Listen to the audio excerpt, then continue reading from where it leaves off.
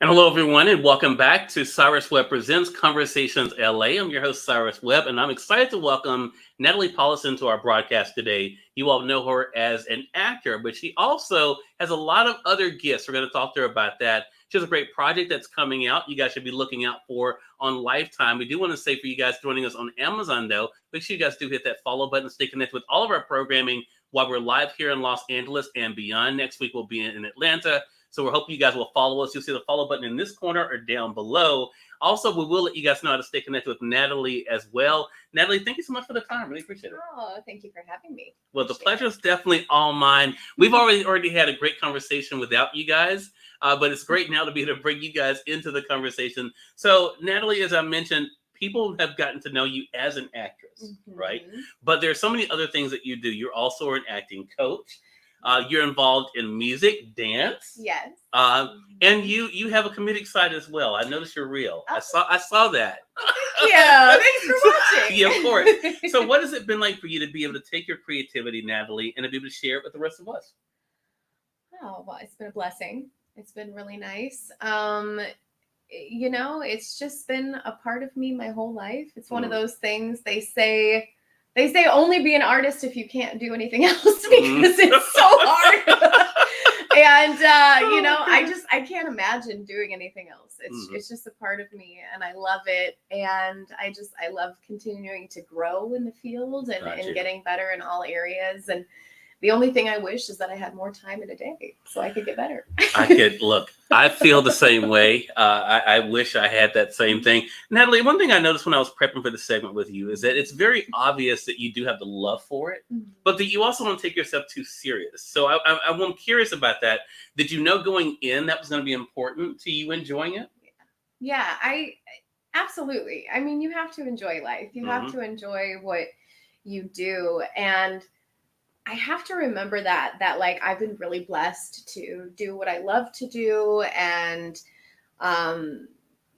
we're going to get some projects and we're not going to get other projects. And it's just a part of the game. It's a part of the industry. And some things are meant for us. Some things are not meant for us. And we have to remember that. And, when it comes down to it, we are creating and we're playing pretend. We're not doing brain surgery. So we have to remember that because it can be hard. It can feel personal. But we have to for me, I'm like, if I do the best work that I can and I leave it out there, then I feel good about it. And then I move on to the next.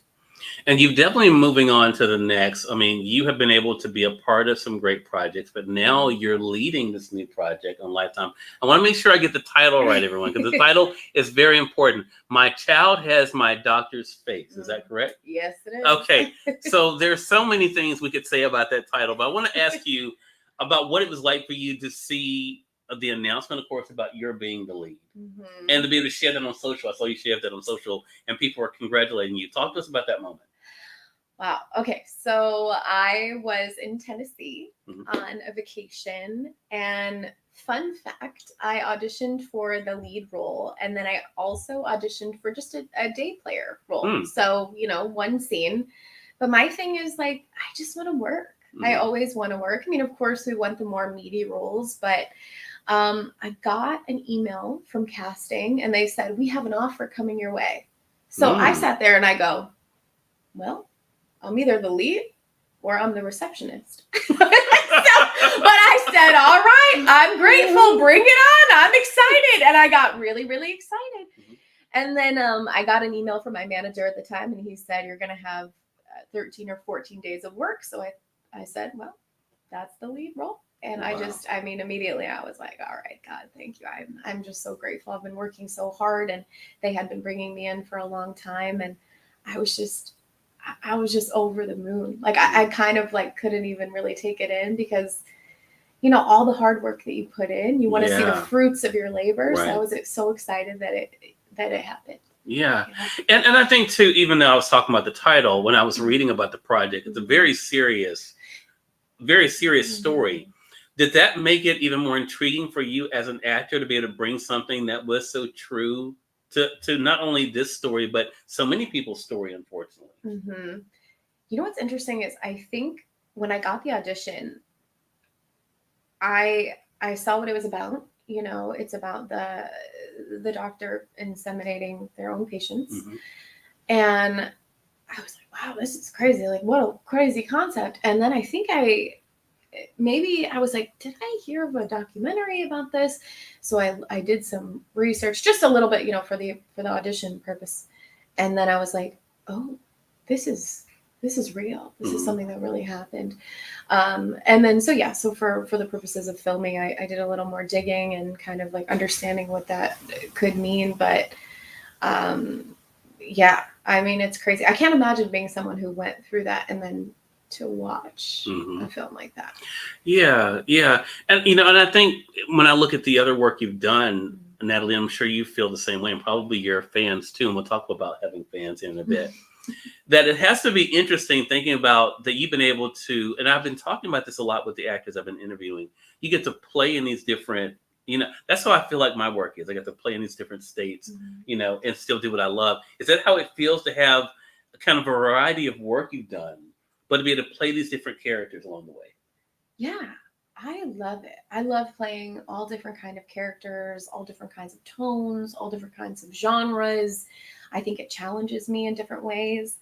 And I'm also one of those that people say, like, what's your favorite genre or what's your dream job? And it's so hard for me to decide because they're all different.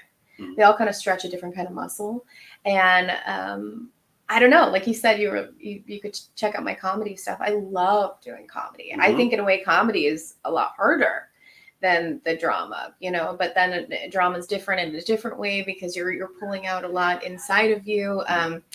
But yeah, I don't know. I really love doing it all. I think it's a great way just to be a versatile actor. And I feel grateful anytime I can do anything that's just so different than me.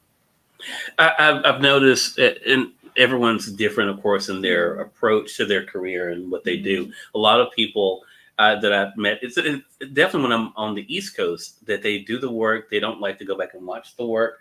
They just kind of let it speak for itself and they go on. Are you someone who likes to go back and reflect on your career and your journey where you got to now?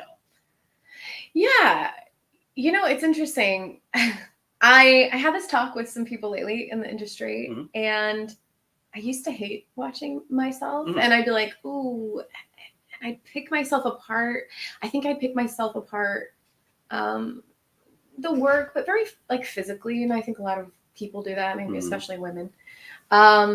But I think I've gotten to a point where I enjoy watching it because I no longer like pick myself apart with what I look like, which is really nice. But what I do is I really look at the work, and I think I learn a lot when I watch myself. And sometimes I go, okay, maybe I wish I would have made this different choice or I would have done this. But I think when I watch, I just learned so much. And even something that I filmed a year and a half ago, I watched and I'm like, I think I've grown so much since, but I have to just be like, you know what? That's where I was in that moment. And I'm grateful I got to do that project because you don't want to, you know, live in that regret. Right. Yeah. And I think a lot of people can relate to that in different careers. And that's why I think people, I notice again in prepping for this, I don't stalk people, but I do like to kind of get a better feel of who I'm talking to. Yeah. So it makes it, and I notice like, especially like with this new project that, you know, the support you get and, you know, people really kind of cheering you on. I know you don't do it for that, but what does that feel like to know that people you've never met who just have seen you, liked your work, followed you, are cheering for you like that? It's nice. Right. It's very nice. It's been interesting because I have a lot of people from home that I've known since I was a teenager, and they've been really supportive. And I said that I think that they've just seen all the hard work that I've put in my whole life. And they're like, wow, I'm so grateful that, you know, things are happening for you.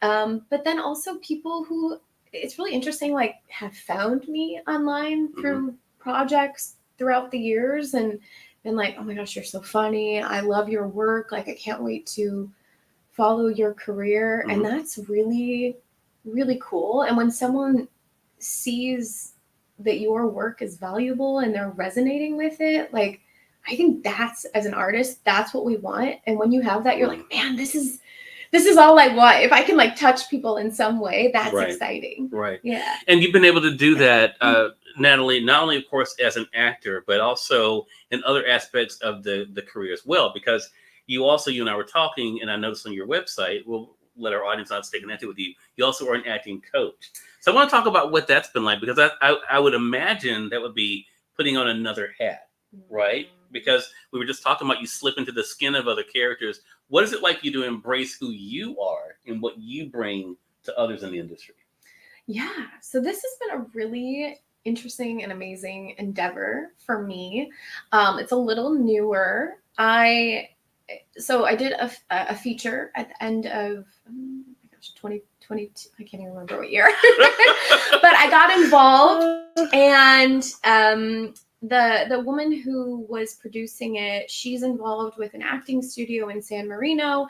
And then I started, I don't know, they liked my work, and I had a friend who was involved there. So I started kind of teaching classes there, mainly to kids, but I was also doing coachings for adults that were a part of the film, because everyone was involved in the film.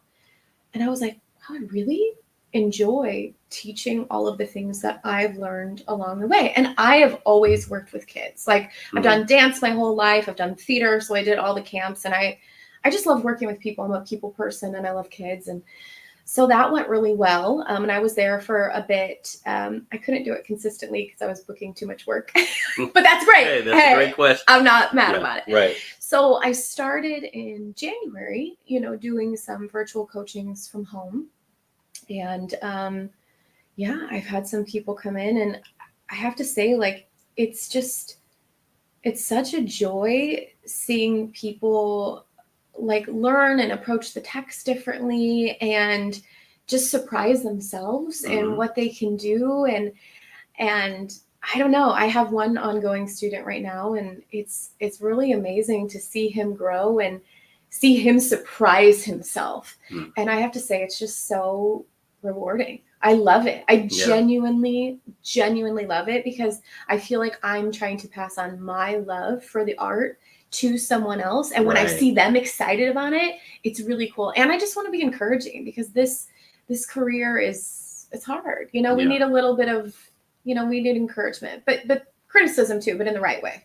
Exactly. Yeah. So I want to ask you a deeper question on that level, Natalie, because I think for anyone who has gotten to be known for one thing, being able to embrace something else is not always easy for them, but also for other people to look at them another way. Yeah. Was it easy for yourself to embrace that you had the skills and the ability to help other people?